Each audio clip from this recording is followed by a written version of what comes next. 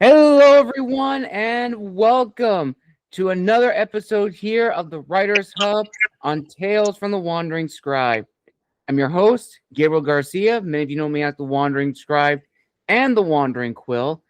And joining us today is a returning Wandering Scribe alumni.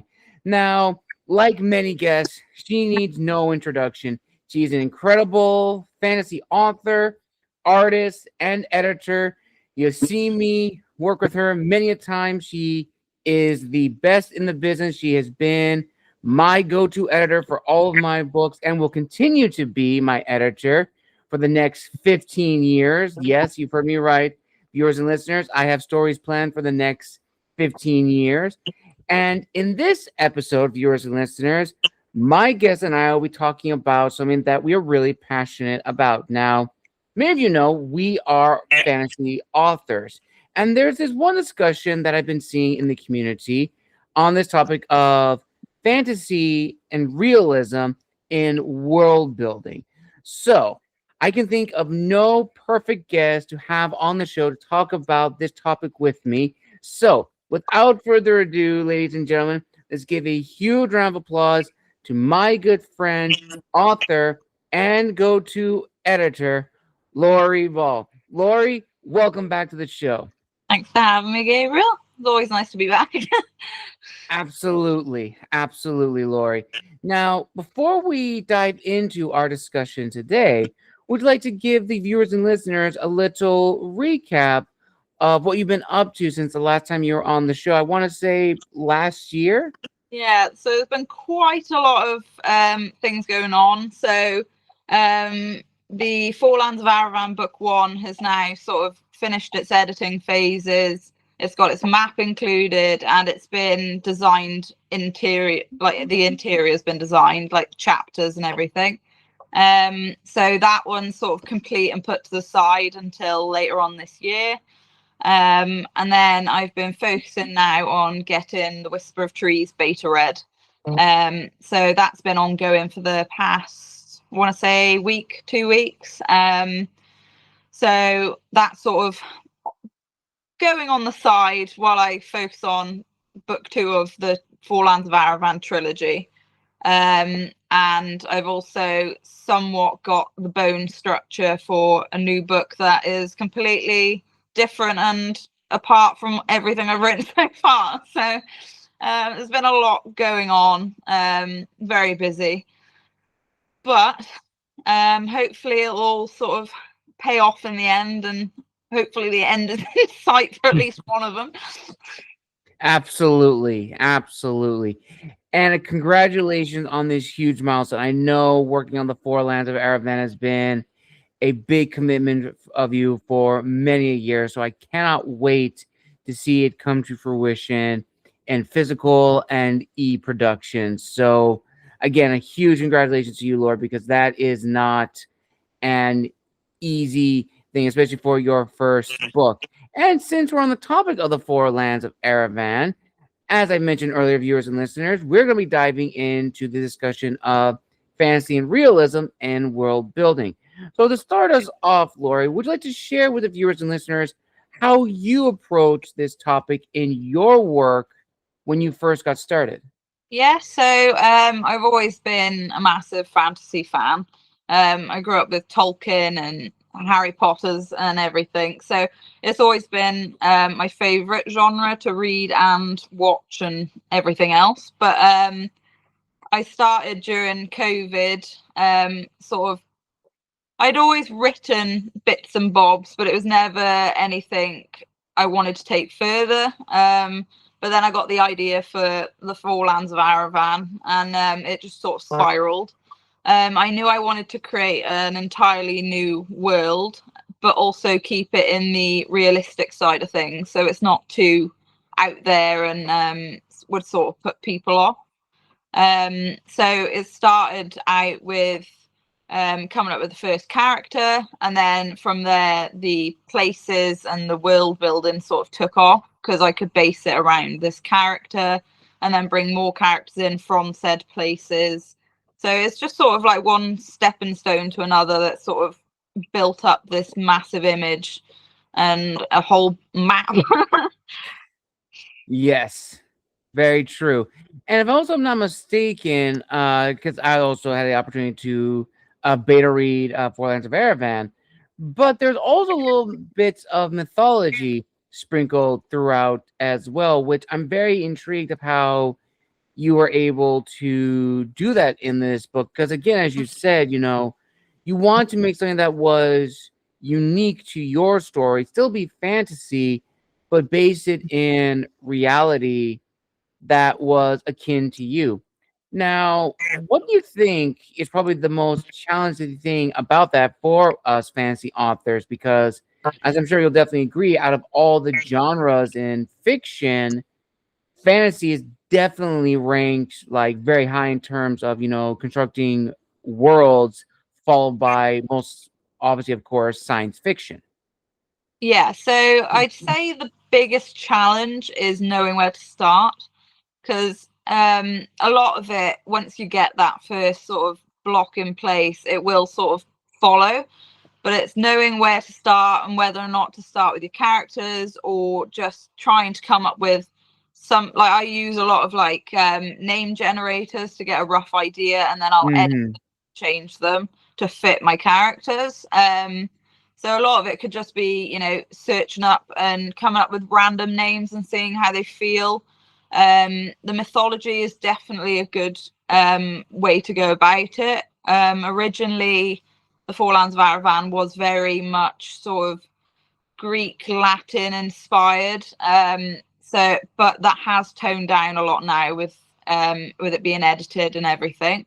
But I do find mythology quite a good place to start, because it gives you somewhat of a structure.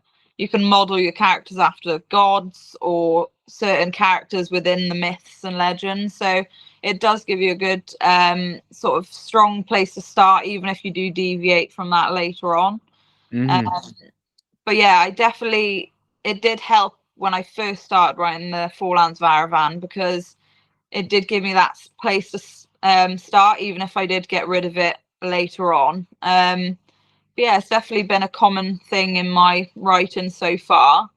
I have used a couple different mythologies now, based in different regions. So yeah, I don't know about you, but I know some of your books do have like definitely a lot of heavy lore and sort of Hmm. an aspect of mythology. Absolutely. And I think a pretty good example of that is Michael Last Angel of Earth, which was definitely my introduction to the fantasy genre, because at that time I had never written anything that was purely fantasy. And not gonna lie, I was a little intimidated by the opportunity to write my own fantasy, because as we'll talk about much later, the fantasy genre, like all genres, there are certain expectations readers are anticipating for a story to go. And for fantasy, you want to write something that is sort of like a mix of the two. You want to be realistic in the sense of the realism, but you also want it to not be entirely set in the modern world. You want it to be a little bit akin to it. And it's not easy. It is very, very difficult. And I think some authors definitely get intimidated when it comes to the world building side, because you're truly starting with a blank canvas. As you said, Lori, you had to use name generators to at least get names of the characters and build the societies around it, which I imagine took a lot of time Yeah. to not break up, but to make sure each of the clans felt authentic and realistic, but still have it be epic in scale. Now, what do you think are probably some of the biggest, I don't want to say hindrances, but the biggest forms of intimidation writers like ourselves experience when they're diving into the fantasy genre, when they begin that stage of world building, creating the world and the characters who reside in it? I definitely say, looking back at it now, it wasn't so much when I started the Four Lands of Arravan, but definitely with starting the Whisper of Trees and the other books since then. I've definitely found being on, things like Instagram, or seeing, other authors that have, completely finished their books and they're, published and everything. It's seeing them sort of like give the tropes and these sort of ideas on what their book is about.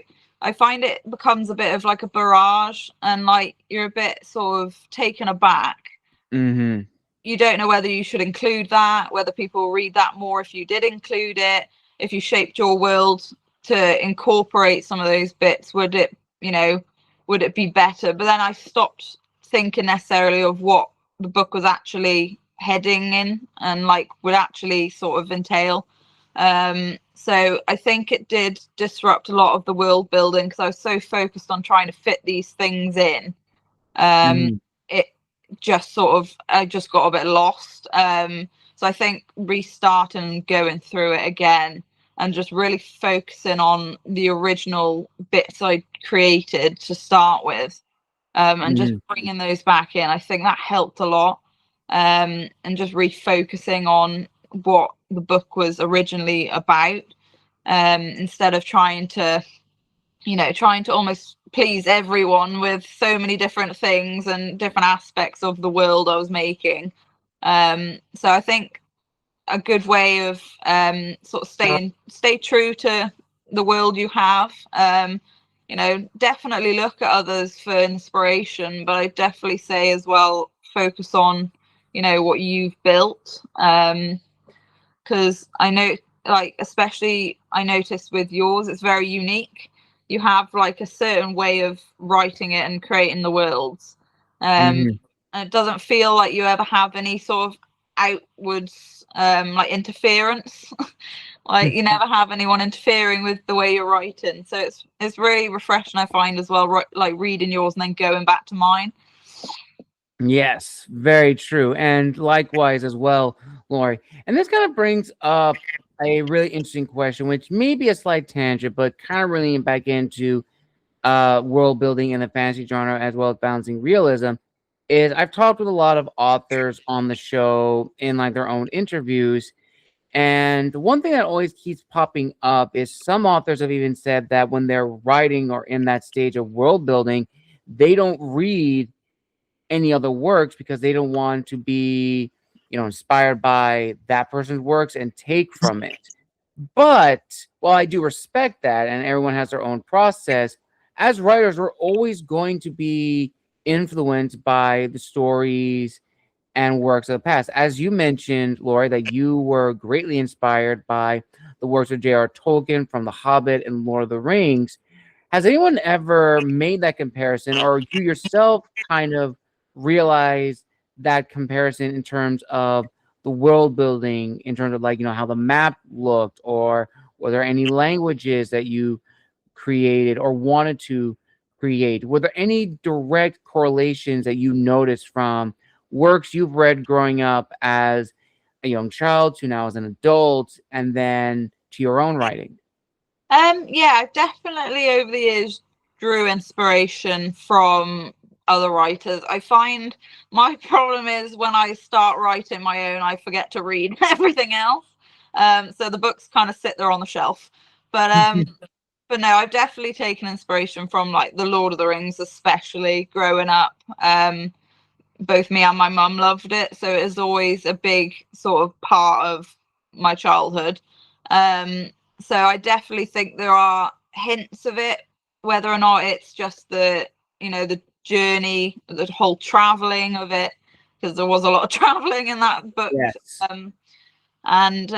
But yeah, I think it's the sort of bits you can pull from it, and definitely over the years as well, reading works from Cassandra Clare, with the whole Shadowhunter series. I've been reading those for years, so they've definitely also had some inspirational moments that I've used. But I wouldn't say I haven't taken things out and used them as they were in their works. It's been more of an idea that I've then sort of turned into something I could use that would fit the purpose of the book. So yeah, I've taken, especially I read a book going back last year, and they were very inspired by different gods. It was very god-based, from all different sorts of regions. So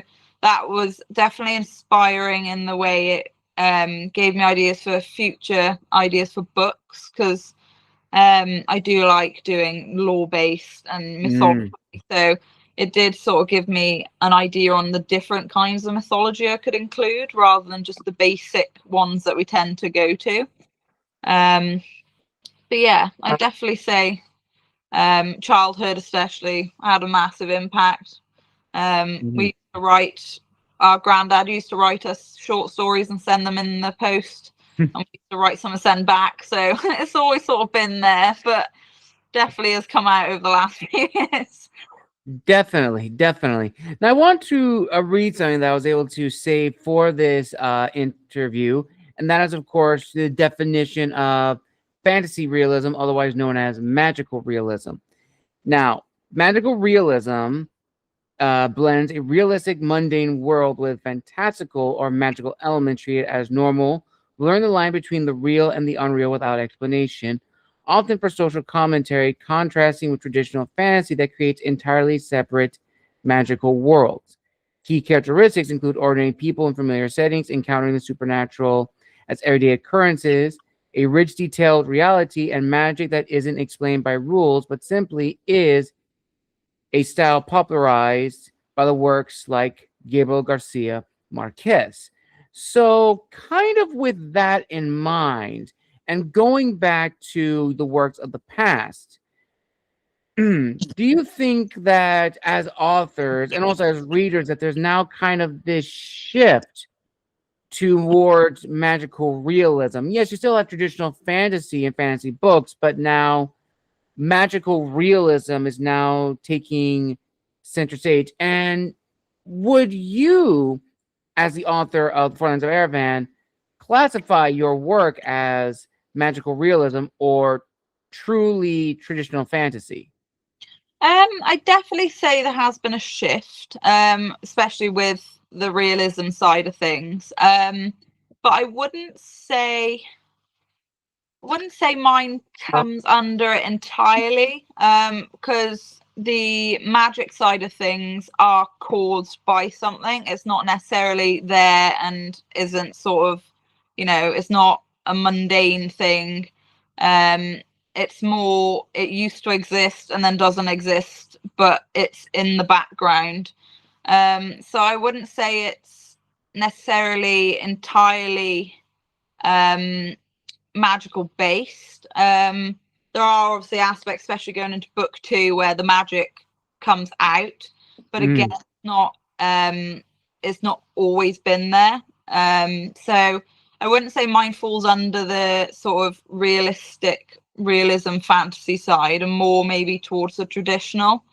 But I've definitely seen a lot more works nowadays that tend to lean into that magic is normal, a bit kind of Harry Pottery, where it's, it's just everyday occurrence for those who know about it, and it's not sort of, doesn't need explaining, you just sort of accept that it's the fact. But yeah, I think I have, as especially being on Inkit, you get quite a lot of books come through there, and quite a lot of books follow the same theme. So yeah, I definitely say I have noticed it. Don't know about yourself. I would definitely, well, I haven't read a lot of books that would be classified as magical realism. I definitely have read a lot more fantasy books, but I have also read a lot of fantasy books that are definitely inspired by, again, mythology and folklore of, the real world, which I often find very fascinating. But there's also been this other discussion, which I've been seeing in the world building side of authors, is this kind of debate of fantasy versus realism or magical realism, and whether or not, a book needs to be entirely fantasy or entirely magical realism, in the sense that, at least from what I have seen, that many authors are shifting to magical realism to aid in their creative process, because from some of the discussions that I've seen, going true traditional fantasy is too much work because you have to create an entire language if you decide to go that route, the lore behind it, as opposed to magical realism, where what was that show? The show with Orlando Bloom and Cara Delevingne, Carnival Row. That Yeah. could be classified as magical realism because you have magical or supernatural characters existing in everyday society, and it's kind of accepted as, it's the norm. So I'd Yeah. like to hear your thoughts on this debate, and why do you think, in your opinion, there is such a debate happening in the publishing world? So thinking about it now, I suppose in a way you could classify my Arravan book as sort of being the new magical side, because there is the human part of the countries, but the Fae live alongside them. But the Fae doesn't necessarily have magical abilities in the current phase. So I suppose in a way there is that sort of living alongside humans, that living amongst the supernatural, I suppose, in a way. But no, I have been seeing a lot more, like you mentioned, the Carnival Row series. I did start that, but I have seen a lot more shows like that turning up. I think as well, it's, in a way, I kind of agree with the fact that it does make it easier in terms of the world building, because it does cut out a lot of the complex puzzles you have to put together. Yes. Like you said, the languages, if you want to sort of create your own languages. Can't say I've been that bold yet, but yeah, it does end up having to cut that sort of side out of things. Even if you just have them in the background, it doesn't necessarily mean you have to focus on them as much. And as well with a lot of the actual world building, if you focus, I suppose, more on places we are familiar with, like Sandra Clare's work is based in New York, and a lot of the places we already know.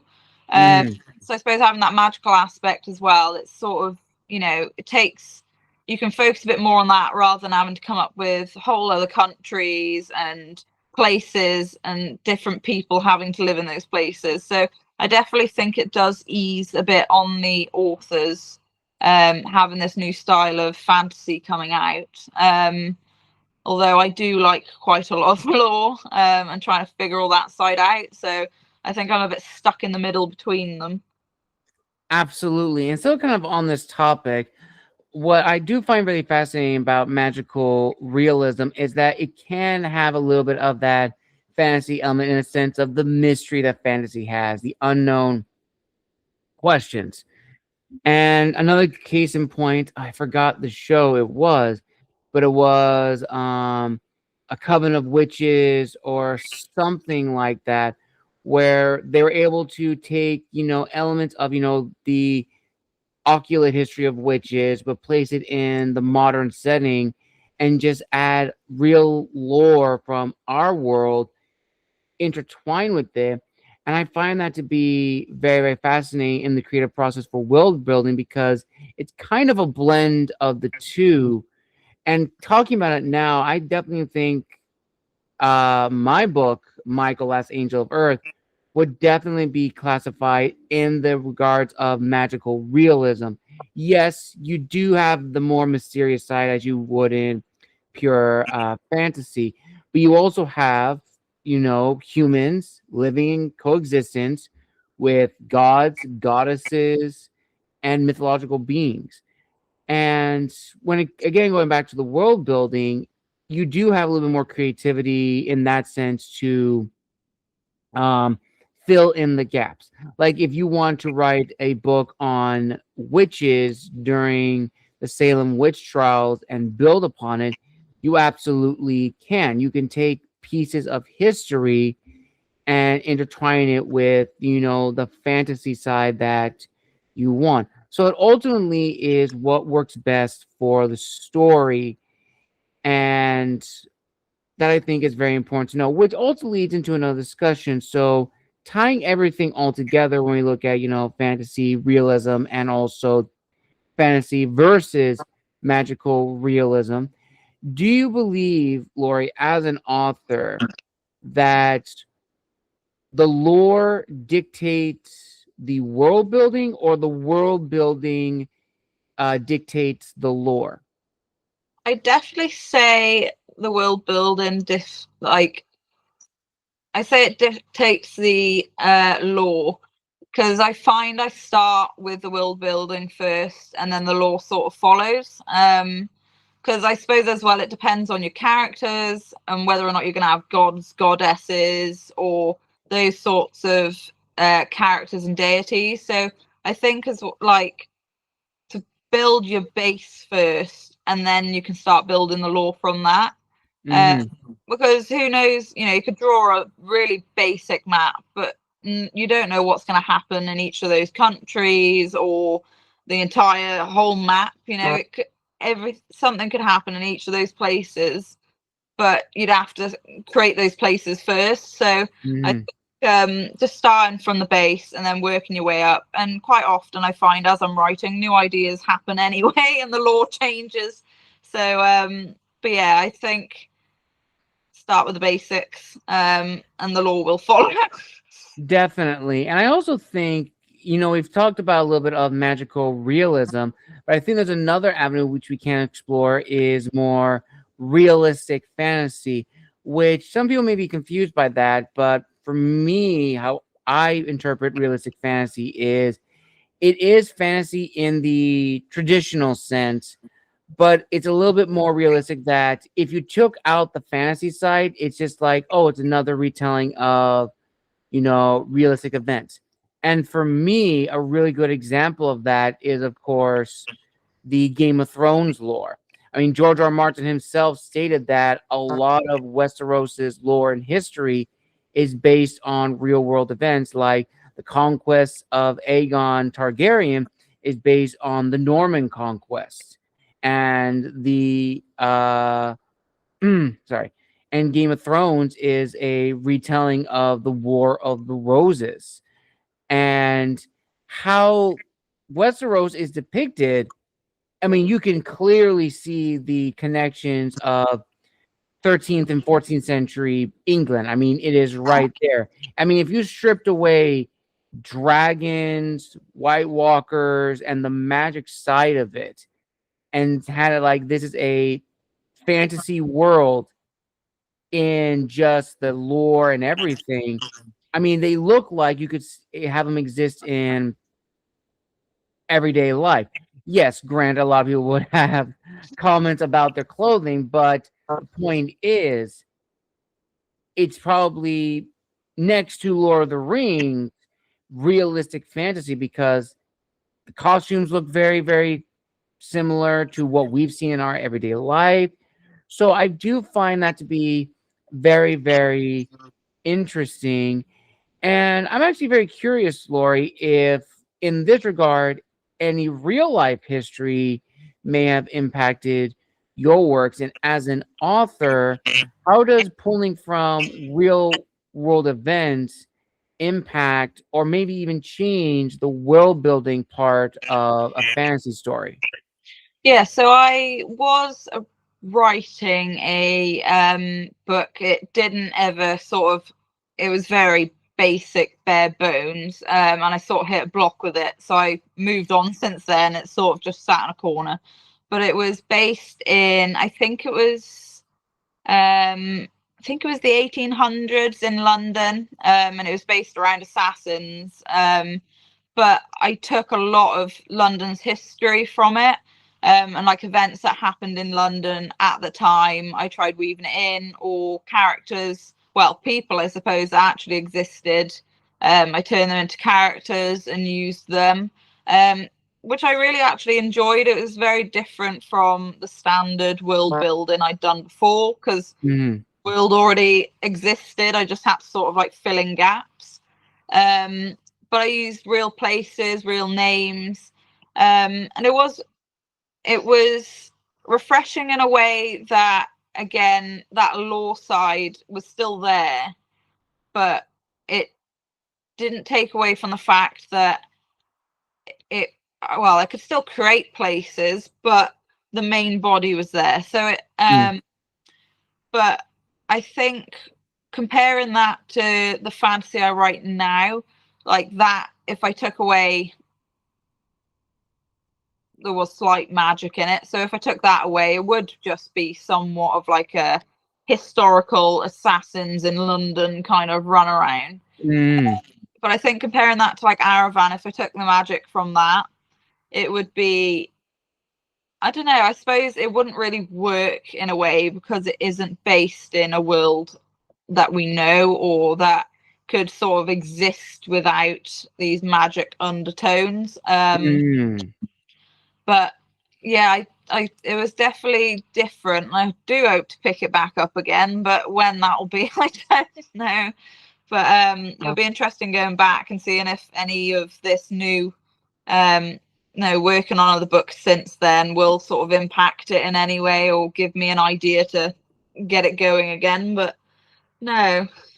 Absolutely. Very true. Now, we talked a lot about, kind of like the positive sides of writing for like, fantasy, realistic fantasy, magical realism, and how that helps with world building. Now let's talk about the other sides. I don't want to say the consequences, but the drawbacks. Now, we can also make connections to some books that we've read that qualify in these categories. But for you, Lowri, I would like to hear your thoughts on, as a fellow fantasy author and reader, what do you think are some of the major drawbacks when trying to write a story that's either realistic fantasy, magical realism, or even just true fantasy in the world building stage? I definitely say one of the massive drawbacks I've come across since starting writing to now is again that sort of pressure from social media.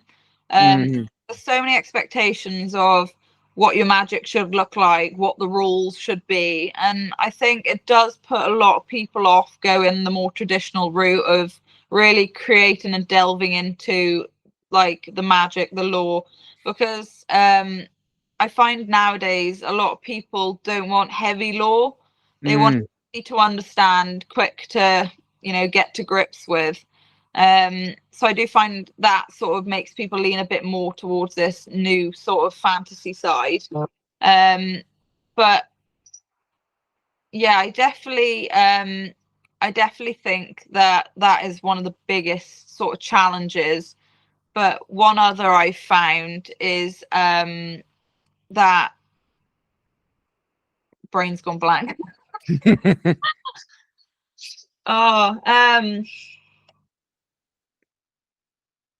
Nope, it's gone. Thought's gone. It's out the window. No problem. I think I kind of get what you were definitely talking about, which is, there is that intimidation factor with, of course, social media, how everyone who reads the fantasy genre expects the story to go a certain way or characters. And that, of course, leads into, themes and tropes playing a major role in that regard. And it is, a little bit intimidating because you want to have that equilibrium balance between, writing a book that you're passionate about, but also being mindful of the genre you're writing in. I also think another really good example that is really intriguing is actually more recently the story of Duncan Egg, a Knight of the Seven Kingdoms in the world of Game of Thrones. And the reason I bring this up is that is a very clear depiction of, again, in my opinion, realistic fantasy. Because yes, it is a fantasy world, but at that point in time in the lore, there's no dragons. There's no like magical things about it. At least you don't see just yet. Yeah. And it's just these major houses fighting in tournaments. That is probably the most realistic aspect. I mean, if you took all the fantasy out of the story of Duncan Egg for A Knight of the Seven Kingdoms, it would just read like almost like First Night with the late Heath Ledger, where you have these families coming together for tournaments to boast their status. And it is, extremely interesting because you definitely do see again the real world politics of like the ruling class, the Targaryens, as the dynasty and monarchy in power, trying to still retain authority. But you definitely do see, it's like, oh, wait a minute, these guys have been in power for far too long. It's like, there's nothing that they're really using to enforce their will. There's no dragons. The last dragon died 50 years before the start of that series. And the reason I bring this up, viewers and listeners, is again, the Ballad of Duncan Egg is again another perfect example of realistic fantasy. They act very much like 14th century nobles and individuals trying to exist because it is a story not about the kings and queens of Westeros, but more about the common man and the common folk trying to survive. And I definitely think, to get back to your point, Lori, I think a lot of people are really just, trying to get back to that. I know a lot of people have been, again, wanting to go back to traditional fantasy because the genre has been changed so many times. But I definitely think on the flip side of the coin, a lot of people want a type of fantasy that's not too over the top, but it's not like exactly set in our day and age. They want to be a nice blend of the two, which I think ultimately, at the end of the day, if anyone was to take away anything from our discussion, is finding the right type of storytelling and world building that works best for the story. Because again, going back to what you said, Lori, that if you were to take magic out of the assassins in London, it would work. The magic would not. The magic is not a big integral part of the story. In contrast to Four Lands of Arravan, you can't. You Yeah. absolutely can't. You cannot take the magic out of that story because it is integral. It is necessary because without it, a lot of the things in the book probably would not make a lot of sense. It'd be a lot of gibberish. Very true. Very, very true. And as we wrap this incredible discussion up, Lori, there was a few things I did want to uh, touch bases with you on this topic. And that's, of course, what are some really good examples of books that you have read that kind of blend the two together, the fantasy side with the mythology, the lore, and sort of just the ever expansive world building, but the realism that keeps it grounded.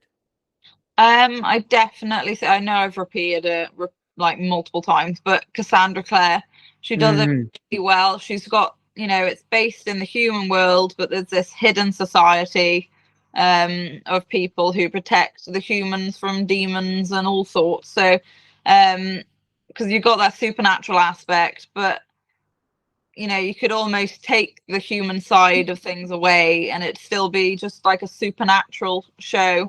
Obviously the protecting of the humans would lose its piece, but no, I think she's the one I've seen so far at least that's done it really well in every book, and she's got such an expansive world now. I can't keep track of all the characters, but she's got such a big world and so many different like realistic fantasy in it now, that I think it's a bit too far gone now to sort of go back. I couldn't take one from the other. And yeah, I'd definitely say she is, if you are looking for a fantasy realism sort of book series, she is definitely one of the best I've read so far. But yeah, obviously you got stuff like Harry Potter that would somewhat be the same as well, based in human world, but have their own society living alongside. But yeah, I definitely say they're the two main ones I can think of, like that are my go-to. Definitely. And I also think a lot of so Towel quick because it's about to. okay. There we go. So as I was also going to say, so any historical fantasy that I've read would definitely kind of fall in on that regard of blending the two. And it is really interesting to, to have that. And of course, I would also say Treasures of Egypt by Amir Saleh, another Wandering Scribe alumni, is another really good read. Well, I definitely like the Egyptian mythology and things, so I might have to give that one a look. Oh, it is definitely a really good read because it definitely does blend a lot of, the fantasy of, well, it's fantasy mythology in terms of, Egyptian culture and lore at the time Yeah. of Ramesses the Great, Okay. and just the kind of like the world, the different worlds that exists in Egyptian gods and goddesses. It is very, very fascinating. And then probably another good one. It's more on the realms of realistic fantasy. The Coward and the Warrior duology by Stephen Arion, another Wandering Scribe alumni. And oh my gosh, what is another one? Last Legion. It's a much older book by Vallejo Manfredi that is a little bit of, I want to say, alternate history. It's kind of built upon the King Arthur lore with the last ruler of Rome, which is Romulus Augustulus. Very good book. Very, very good read. And again, we could probably name so many books, and I have so many books that I could definitely name from, but it will just be a very, very long video. But I think as we end this amazing episode up, Lori, there was one final thing I wanted to ask you in regards to world building, and maybe also this could be directed to the viewers and listeners in the audience, and that is for authors who are in that stage of world building, what is probably the one aspect they should not get bogged down by or be hindered? Because there's a lot of things that can hinder the world building process for sure, but then there are others that shouldn't necessarily be as much a concern as they should. I definitely say the one main thing I've noticed is don't try and get the lore and the world building perfect the first time round. It's changed so many times since I first did that draft that I can't even count. So don't worry about it being perfect or having it fully fleshed out on your first run or even your fifth. It will, it will write itself in a way. And you will get other ideas that change it, especially if you do have a series like the Arravan trilogy, because I find I've written the first book, go on to the second, and something changes in the first book again. So I'd say just sort of keep an open mind and don't stress yourself out too much with the details, because the chances are they're not going to be solid. But yeah, I definitely say that is the main thing I have struggled with. Very good and very, very true words, Lori.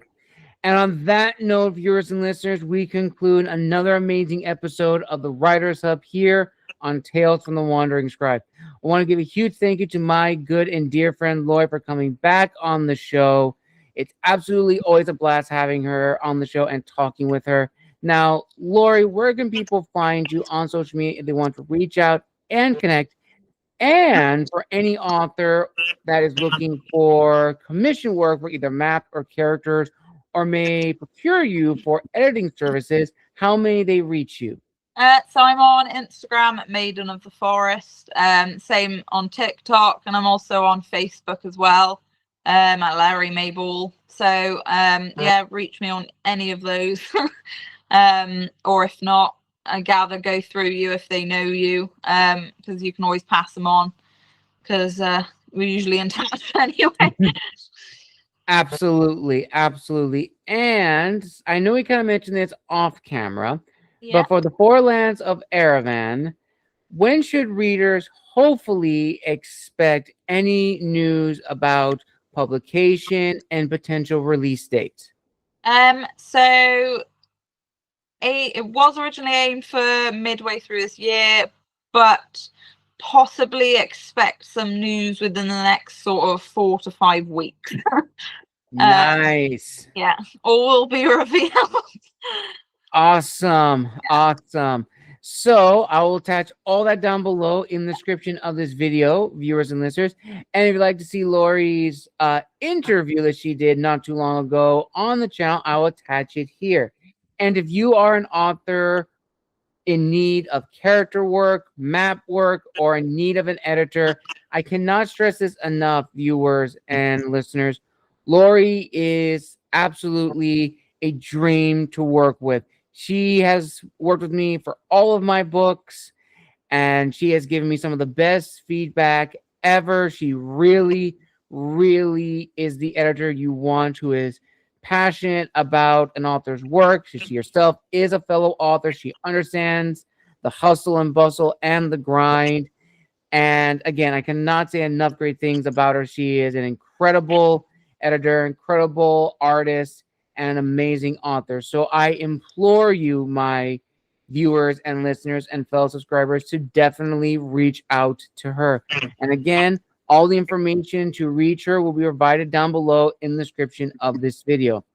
And as always, thank you so much for your love and support. Make sure to like, comment, and subscribe to stay up to date with all new episodes. And until next time, this has been the Wandering Scribe and the Wandering Quill signing out. Wish you all a wonderful day wherever you are in the world. And we'll see you all next time. Have a wonderful day, everybody.